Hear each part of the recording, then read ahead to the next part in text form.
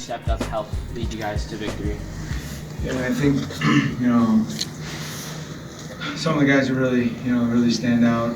I think Will DeWine stepped up when he needed to. That match was a little bit close.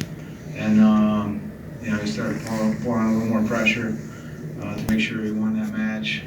I think, Jelani Embry, sudden victory, did a nice job, going out and getting that takedown and secure the win, because we're at a critical point, 84-97. Those were big matches we needed to win in order to win that duel. Thought Jackson Strigow, same thing. He really stayed into his game plan and got to his offense and kind of wore that kid down, make sure he secured the win, put Mason in position to get some bonus points for us. So those guys really stepped up. And Joey Silva, capped it off last match, and kept his composure, wrestled really well, and put a lot of points on the board. So what was the team's mindset or plan going into today? We knew we were facing a higher ranked team. We don't look at rankings a lot. We don't look at individual or team rankings much. We focus on quality opponents, teams.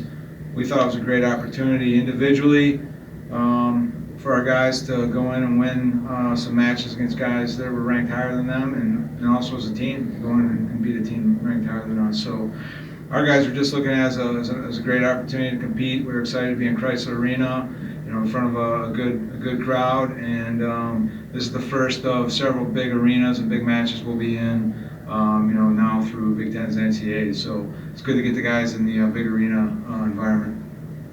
In that environment, what is it like to have such a great crowd supporting you on? Yeah, it's our fan base continues to grow. Somehow we're 5 for 5 with snowstorms and dual meets in Chrysler Arena. So I know that's affected people's ability to travel far.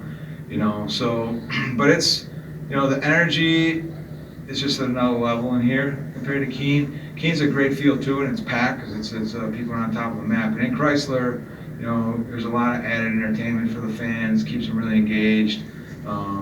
With the sound system and a lot of bells and whistles, and the kids really enjoy it. So it's just a great environment to compete in. Can you talk a little bit about, are we really, I was sitting up there and I was thinking, are we witnessing the birth of a star in terms of Mason? Yeah, that wasn't their starting guy. That wasn't their number one guy. Okay. He wasn't here for whatever reason. Stevenson. Sure. Yeah. Okay. Wasn't here. But I still think, Mason is something special. Right. Okay. And it's a time when the heavyweight division is super competitive. Okay. But if you look at Mason Paris and you look at his improvement and just how he competes, I honestly think he's one of the greatest competitors in college wrestling right now. He's constantly looking to score. He wants to be dominant. He moves and wrestles like a lightweight. He can score in a lot of different positions, and he's just really exciting. And he's a special competitor. So, it's just exciting to have him. Tonight we didn't end up finishing with heavyweight, but it's always there's always gonna be action and very exciting wrestling when he hits the mat. And then, so going into intermission, you guys are down 12-6, and then afterwards it was almost as if there was a flip of the switch. What was your message to the team? Yeah, mostly I was talking to Jelani, and Jelani needed to come out and get that momentum going back our way. Use his speed and his power. He's wrestled that opponent before out in Las Vegas, so some familiarity. Jelani's that was his second match back. His first match back was Friday. So just making sure he had his composure, he was ready to go, and make sure he was focused on getting us started in that next five weights, and he did a good job. There's a lot of things. I think he left some points on the mat. There's more scoring he could be doing, but when he had to score at the end of that sudden victory, it's pivotal point for our team. So he did a great job going and getting his hand raised. This is my last question, but I notice also you guys have a lot of depth, at least from my perspective. When you and your coaching staff are out on the trail, what kind of characteristics is it that you guys are looking for in seniors? Yeah, it's a great question. Recruiting for us, we're looking at kids that love to compete. They love to train.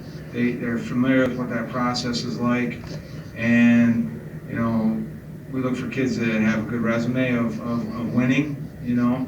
But I like, you know, we like to go watch them train a little bit too, because we want to see how they train, and kids that really love to compete, kids that are, if they're in a tight match or they're in a big moment that they thrive on and love to compete, you know, and that's kind of what you see a lot with Mason. You know, and those are the guys that really, you know, elevate themselves at this level when they're on the big stage in the Big Ten and the NCAA championships. You know, and then obviously, you know, for us, you know, just their character, integrity, academics, all those have to be in place as well. So